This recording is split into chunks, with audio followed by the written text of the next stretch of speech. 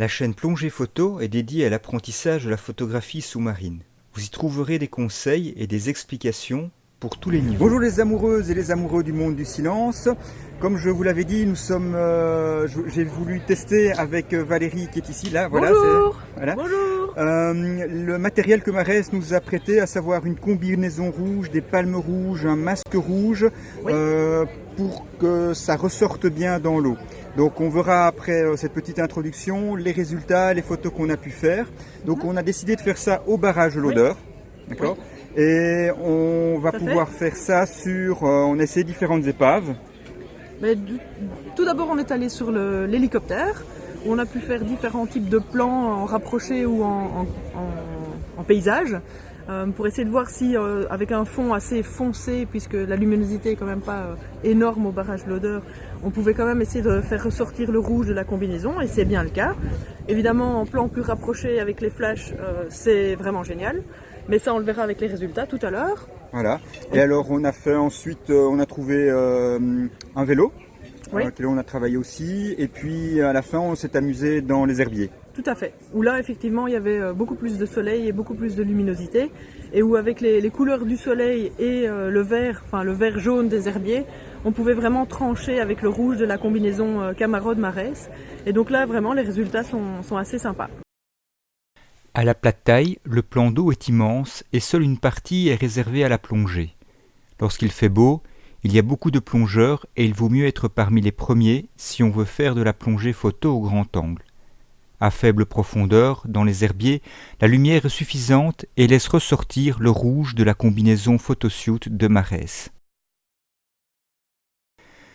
Vous voyez ici le positionnement de mes flashs, situés de part et d'autre du boîtier, pour avoir un éclairage symétrique et homogène. Au barrage, la visibilité est souvent bonne.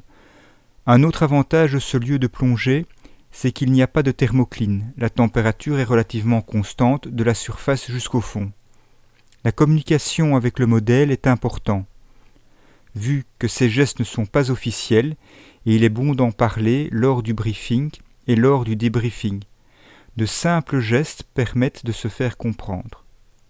Voici finalement le diaporama des photos prises lors de cette plongée.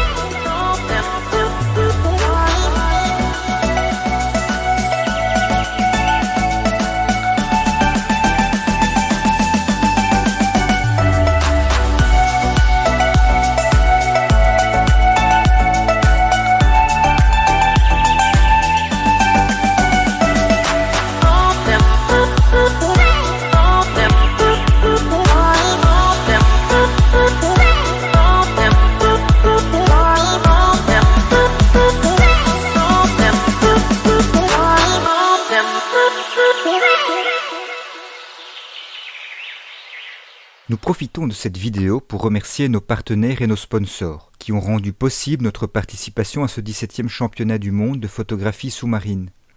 Aujourd'hui, c'est au tour de Marès qui nous a aidés matériellement en nous procurant une combinaison photoshoot avec les accessoires assortis, ainsi qu'une lampe RZ20 idéale pour le mannequinat sous-marin. Merci à Marès pour ce matériel unique en son genre. Merci d'avoir regardé cette vidéo jusqu'au bout. Si vous l'avez appréciée, aimez-la et partagez-la. Vous pouvez aussi me laisser un commentaire ou me poser une question.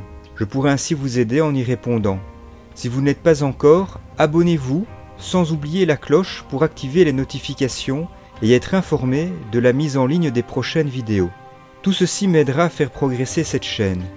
Vous pouvez également télécharger votre cadeau gratuit, mon livre numérique intitulé 4 étapes pour réussir ses photos macro en plongée. Le lien est dans la description de cette vidéo. Cette chaîne travaille de concert avec mon blog www.plongephoto.com.